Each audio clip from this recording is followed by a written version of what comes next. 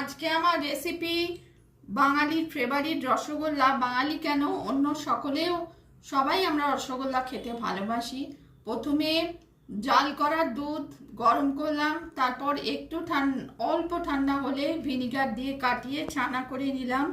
তারপর 3-4 বার জল দিয়ে ধুয়ে নিলাম, ধুয়ে একটা স্ট্রেনারে রাখলাম। তারপর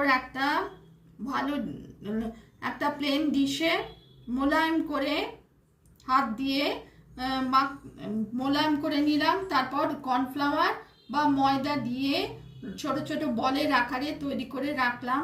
অন্যদিকে একটা ডেচকিতে 1 কাপ চিনি, 4-5 কাপ জল দিয়ে ফুটিয়ে নিলাম। তারপর রসগোল্লাগুলো দিলাম। 15 থেকে 20 মিনিট ধরে তৈরি করলাম রসগোল্লা। একটু ছোট এলাচিও দিয়েছিলাম।